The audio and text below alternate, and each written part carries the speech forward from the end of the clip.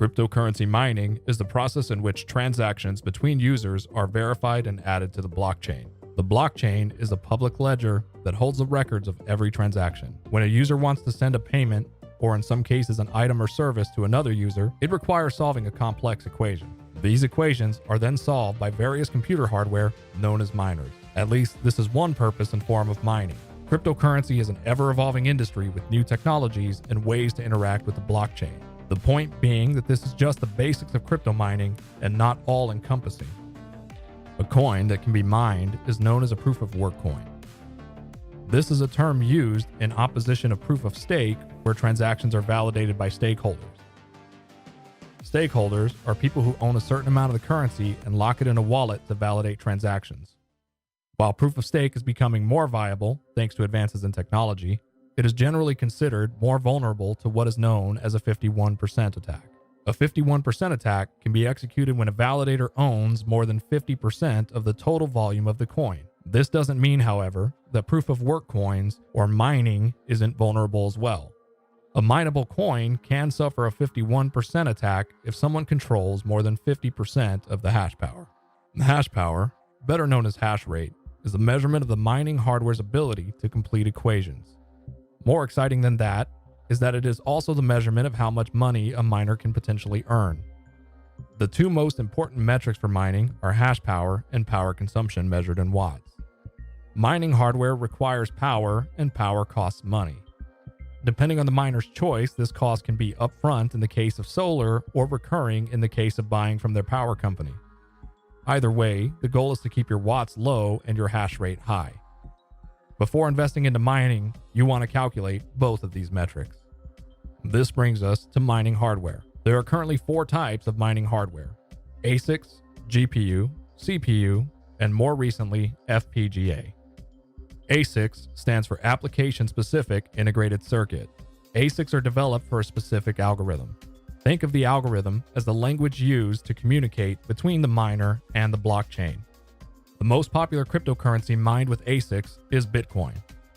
ASICs are typically the most efficient use of power versus hash rate. However, ASICs present unique challenges for miners as follows.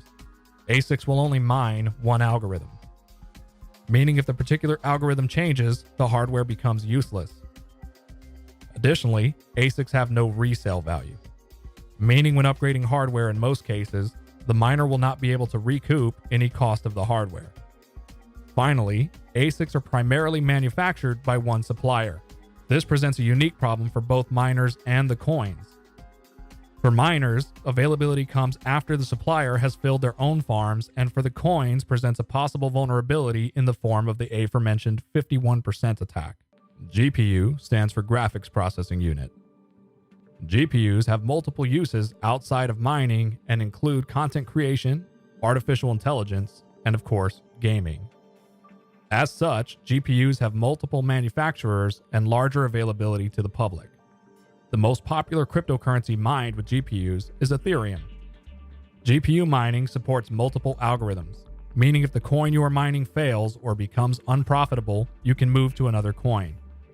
Additionally, when upgrading hardware, the miner's old hardware has resale value on the consumer market.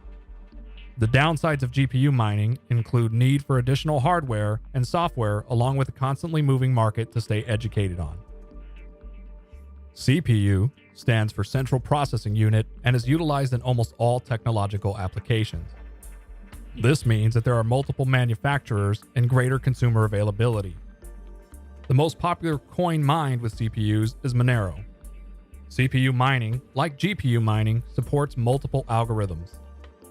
However, CPU mining presents unique problems for miners due to the amount of CPUs able to run per rig. Both space and additional hardware per rig means the ROI, or return on investment, is typically longer than other hardware. FPGA stands for Field Programmable Gate Array. FPGAs have multiple uses outside of mining but don't share the consumer availability of GPUs and CPUs.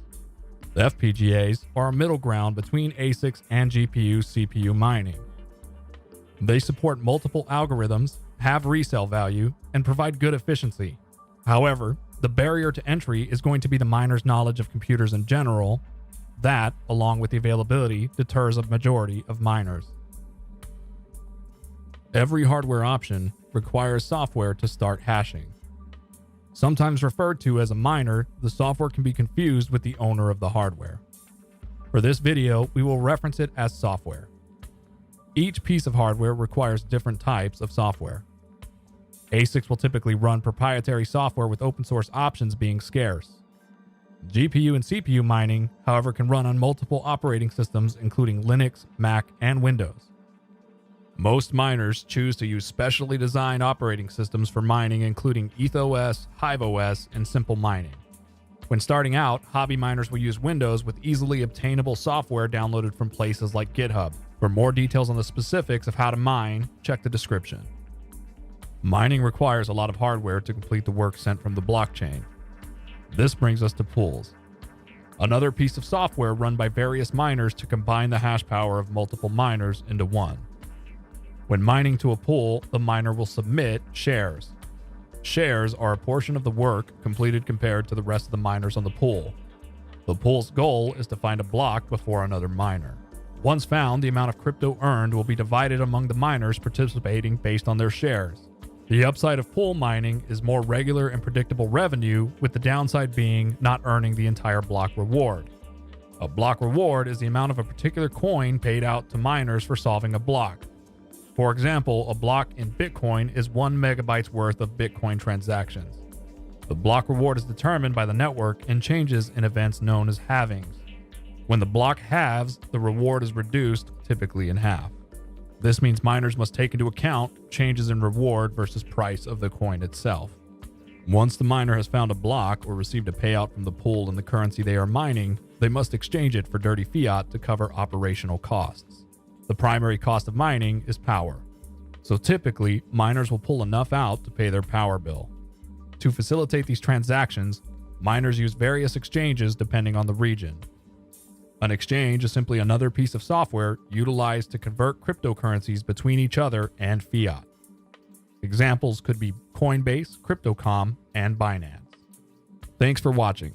If you found the content helpful, consider leaving a like and subscribe below.